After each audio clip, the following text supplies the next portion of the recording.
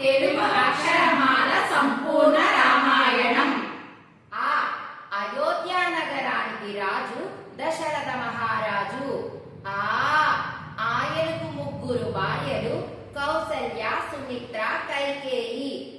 ఈ ఇక్ష్వాకు వంశాన శ్రీ మహావిష్ణువే శ్రీరాముడే జన్మించిన కథ. ఈ రామాయణ మహాకావ్యము వాల్మీకి మహర్షిచే రచింపబడినది. ఉడుత భక్తికి మెచ్చి ముక్తి నొసంగిన పరమాత్ముని దివ్య గాథ. ఊయల లోప లాలించడానికి సంతతి లేదని చింతించెను రాజు. ఋషుల ఉపదేశము పొంది పుత్రకామేష్టి యాగము చేయగా ఎదురుగా నిలిచే పరవాన్నపు పాత్రతో యజ్ఞపు పురుషుడు ఏ తెంచిరి రామ లక్ష్మణ భరత శత్రుఘ్నులు వారి గృహము పావనము చేయక ఐక్యమత్యముతో మెలిగిరి వశిష్ఠుడి గురుకులమునందు సకల విద్యను అభ్యసింప.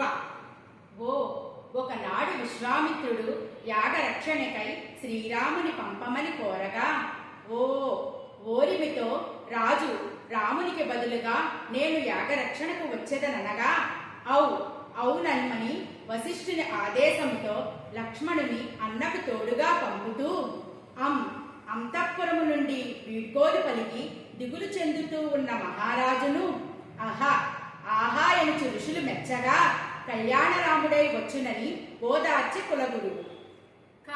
కరములందు ధనస్సులు ధరించి ఏకరక్షణకై కదిలిని రామలక్ష్మణులు ముని వెంట.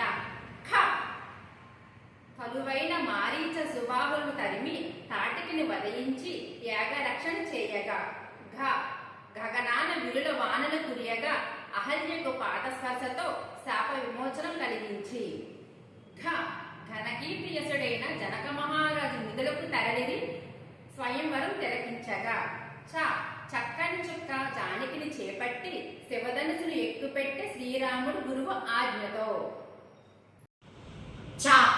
ఛత్ర చామరములు వీచి స్వాగతం పలుకగా అతి వైభవముగా జరిగే శ్రీ సీతారామ కళ్యాణము. జగతిలో రాముడు ఒక్కడే ఉండాలని పంతముతో వచ్చిన పరశురాముని శాంతింపచేసి జంకారనాదములు మిన్నంట మ్రోగంగా సతితో వేయించేసిన అయోధ్యకు కళ్యాణ రాముడు.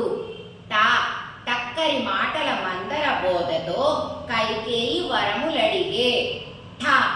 ఆభరణములు పట్టు వస్త్రములు వీడి నారచీరలు ధరించే శ్రీరాముడు.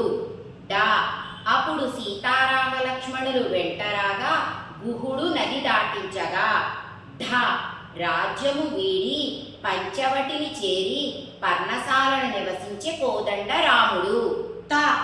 తరువులు లతలు సుగంధ వాసనలు వెదర్జల్లుచుండగా దశరథ నందుడు సీతా సమేతుడై విహరించుచుండగా అందమైన ఆజానుబాహుడైన శ్రీరాముడు, అందాల రాశి సీతమ్మను, ధనుద్ధారి అయిన లక్ష్మణును తిలకించే శూర్పణఖ చెట్టు చాటు నుండి శ్రీరాముని వలచి సీతమ్మను బెదిరింప ముక్కు చెవులు కోసి పరాభవించే సౌమిత్రుడు. అప్పుడు శూర్పణఖ కోపావేశాలు ఫలముగా దశకంఠుడు అపహరించే సీతమ్మను మాయ చేసి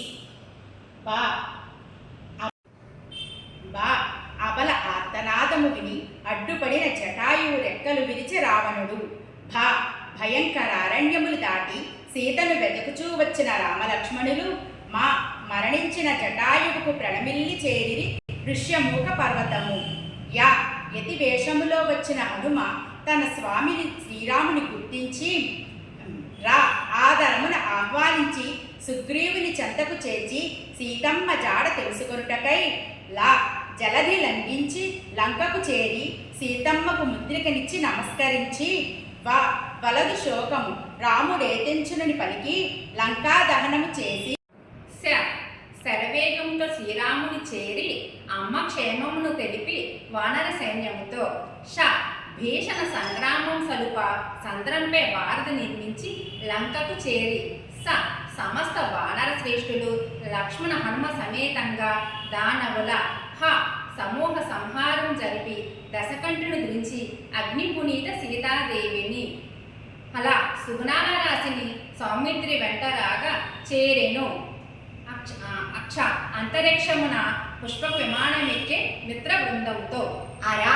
అరమరికలు లేకుండా ప్రజలను పాలించిన అయోధ్య నగర శ్రీ సీతారామచంద్రమూర్తి పాదములకు సాష్టాంగ నమస్కారములు, శతకోటి ప్రణామములు.